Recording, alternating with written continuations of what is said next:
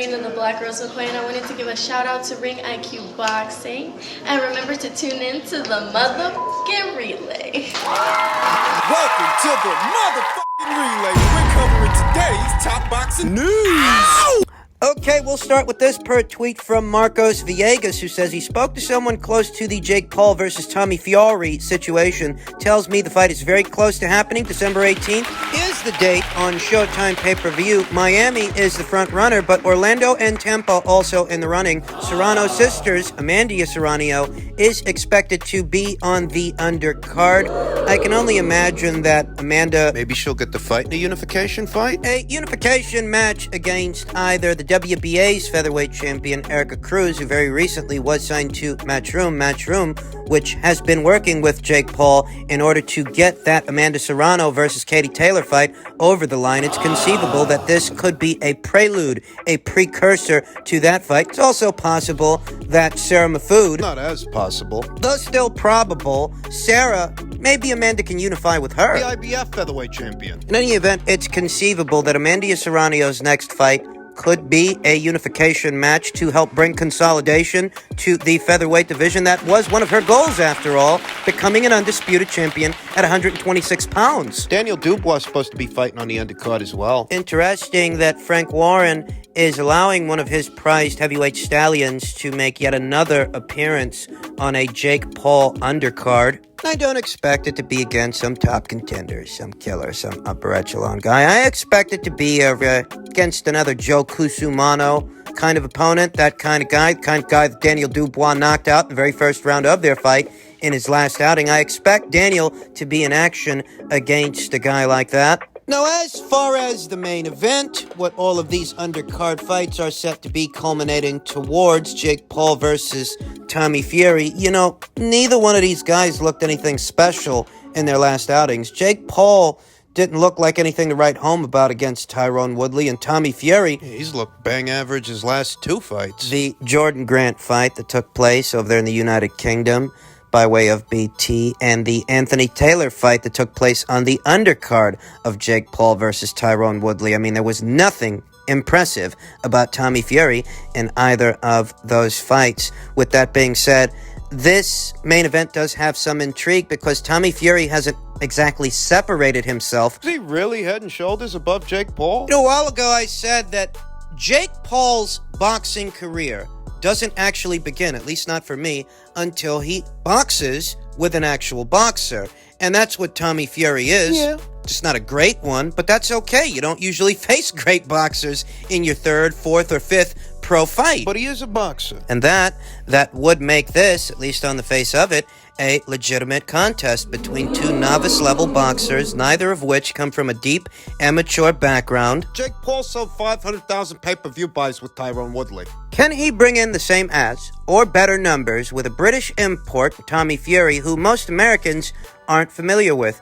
I'm not sure. These novelty acts, circus fights and circus fighters, they grab people's attention because these are people that are already familiar with them. Though after a while, you're going to need some meat for those potatoes. And the aesthetic of Jake Paul versus Tyron Woodley, for me, a boxing fan, it wasn't particularly entertaining. I don't know how casual observers looked at that scrap, that dust-up Donnybrook, whatever they want to classify it as. I don't know, but it wasn't an entertaining fight from where I was sitting. It wasn't. And I find myself wondering if Jake Paul versus Tommy Fury will have a better, more pleasing aesthetic than that fight did. Because nobody got knocked down, nobody got knocked out, and nobody got embarrassed. You make it a circus with a social media influencer moonlighting as a boxer to get people's attention, but once you have that attention, what are you going to actually show them? Tommy Fury looked like shit. No knockdowns and no knockouts against a guy with a 0-1 record. Tommy's supposed to be the serious professional. There's a lot of pressure on Tommy ahead of this thing because the onus to expose Jake Paul for what he is. A troll, an oversized troll that regularly fights guys that are smaller or older or more out of place than he is. The onus to expose Jake Paul for what he is on Tommy Fury. There's a lot of pressure on that guy. And, somebody needs to get stopped in this fight because these ain't your seasoned boxing fans you're marketing these circus fights to. These circus fights are for your casual observer, your casual boxing fan that isn't as accustomed as I or you to a fight going the distance, going to a decision. Casual boxing fans want to see knockouts, and if this fight don't end in one... People want to see a fight, man. The sweet science, refined boxing, and refined boxers are only really appreciated by the snobbiest of boxing snobs, and those boxing snobs aren't who these circus fights are being marketed towards. They're being marketed towards your slack-jawed gawkers, your casual boxing fans who they just want to see a fight, and they want to see somebody get knocked out. Nobody's tuning into a Jake Paul fight for the sweet fucking science. These fights are for the Gentiles, the vulgars, the common folk that are even more common than your average connoisseur of combat sports, be it MMA, mixed martial arts, or boxing. These fights are supposed to be user-friendly fights involving familiar faces. He's coming here to watch you two guys waltz around each other. They want blood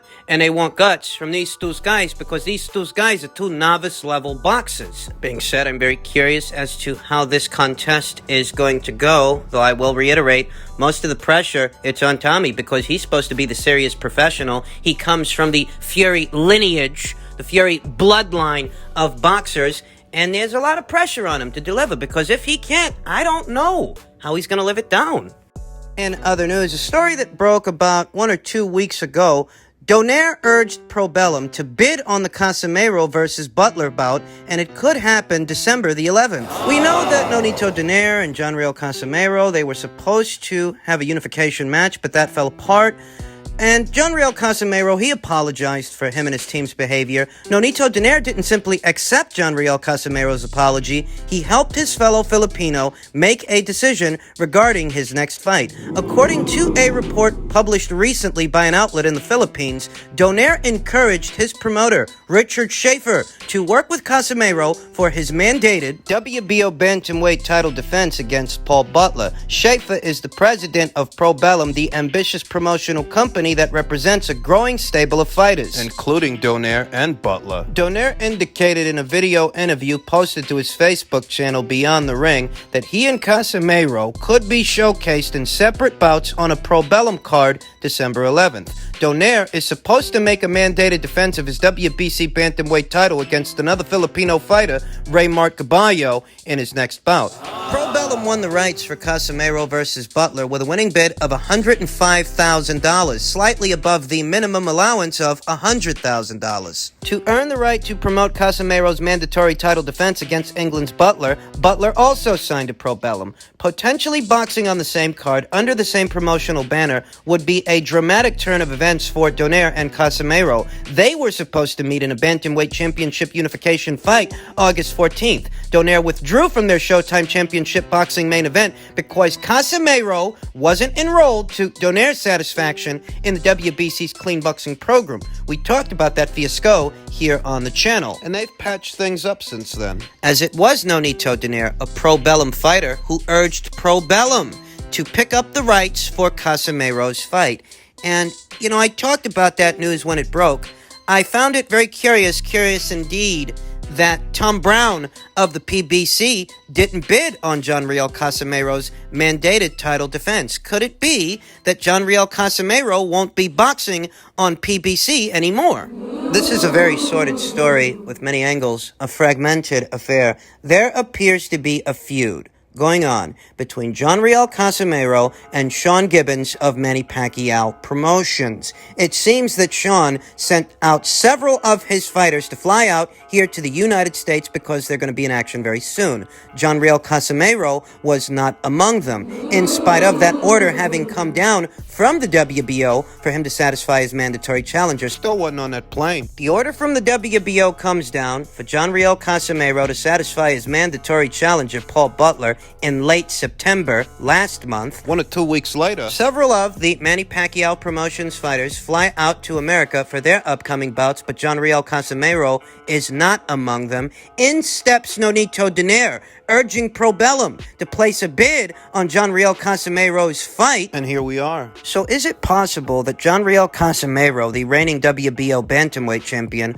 was left out in the cold? by the PBC, by Sean Gibbons, and that's why his mandated fight with Paul Butler didn't have a home. Is that why he didn't fly out to America? Why Sean didn't have him fly out to America? Are Sean Gibbons' poor business practices and poor management of John Real Casimero's career the nature of the rift? And did that rift lead us to this situation to where John Real Casimero's fight ended up being promoted by somebody else? Pro-Bellum, as opposed to Manny Pacquiao Promotions, with Sean Gibbons helms. Seems to be bad blood between John and Sean. You think about all this stuff, and then you think about the Guillermo Vergandiel versus John Real Casimero title fight, his last fight, and how that fight was a real stinker. I mean, I don't care how big a boxing snob you are, or you pretend to be. Nobody wants to see fights like that. That was a very bad advertisement for John Casimero as a champion. So is it possible the PBC don't want to give John no more TV slots? And is it possible that they are not interested in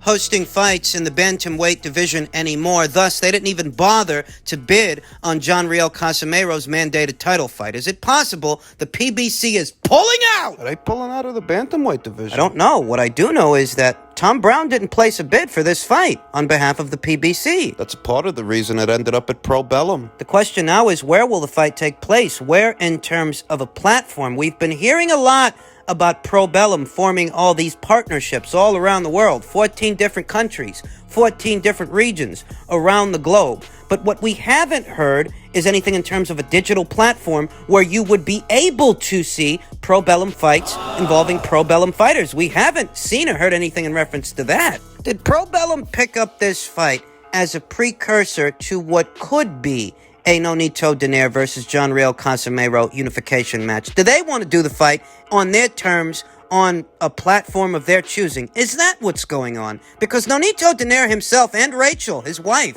who helps to manage his career, they didn't dismiss the possibility of Donaire versus Casimero. They said it's still possible.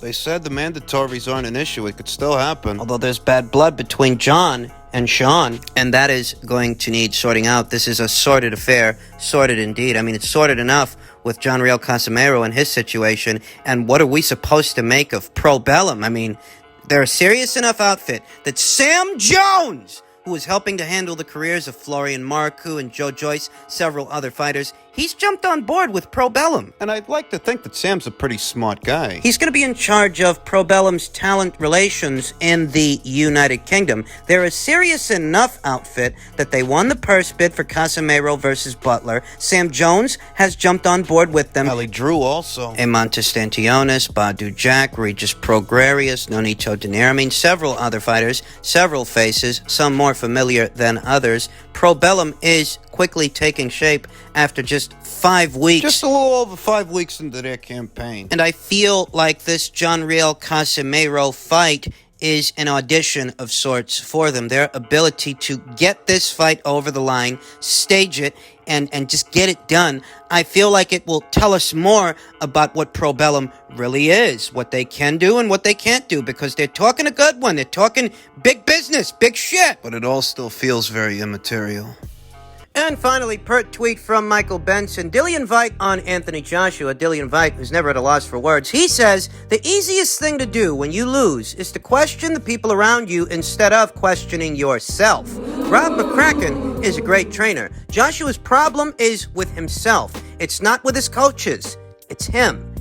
And I agree on this much. Rob McCracken is a great trainer. He got Anthony Joshua to those world titles, and when he lost those world titles, he helped Anthony Joshua get them back. I must admit that Anthony Joshua and Rob McCracken's strategy for that first Usyk fight, it was a poor one. It was the wrong one. But these things happen. Anthony Joshua himself never blamed Rob McCracken for what happens. That was the boxing community at large that did that. As far as Anthony Joshua himself and what he had to say, he says, I'm done fucking losing. I'm done with trying to learn the sweet science. He might get thrown on the floor in the next fight because this is war. It's straight war. I'm annoyed. I'm boiling up even speaking about it. It's that passion to win. For me, I have one thing in my mind. That's That's war. That's murder. That's to go out there and hurt the guy and take his soul to the point where he wants to give up. Sounds to me like he's taking ownership of what happened. Same way he did after the first Andy Ruiz fight. I mean, Anthony Joshua's never been one to dodge his comeuppance. Seems that Anthony himself has identified what he feels was the nature of the problem. He tried to sweet science his way to a victory, and that wasn't going to work because he came up against a better sweet scientist, better beakers, and a better lab coat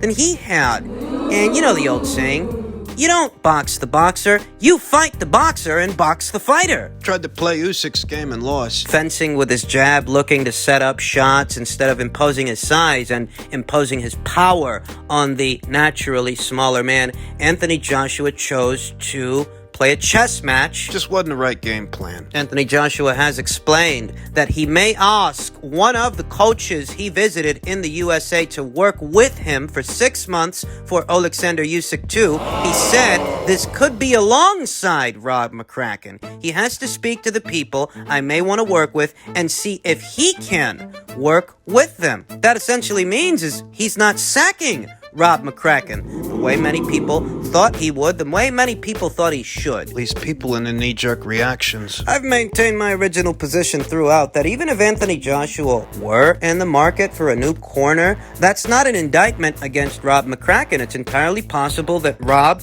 is a very good trainer, but perhaps Anthony Joshua needs something new, something else to reignite the fire in his belly, to make him think like a challenger again. And more willing to take risks. But none of that makes Rob McCracken a bad trainer. A bad trainer couldn't have gotten Anthony Joshua to those 3 world titles. And a bad trainer wouldn't have been able to help him get them back. He has to be willing to take risks in the rematch. He has to be willing to put himself out there and risk gassing out and being stopped in order to stop Alexander Usyk, because you can't finesse fight your way to a victory. You tried that and it didn't work. Gotta pressure this guy. Educated pressure, yes. You don't just go out there swinging for the fences, winging shots. It's educated pressure you have to apply, but you do have to maul him. For Anthony Joshua, moving forward, the focus has to be cutting off the ring against a southpaw who's fleet of foot and is looking to land the lead left hand. And you can forget about countering it because you don't have his timing, you don't have his speed, and he doesn't have your size. He doesn't have your power. So that's what you have to use.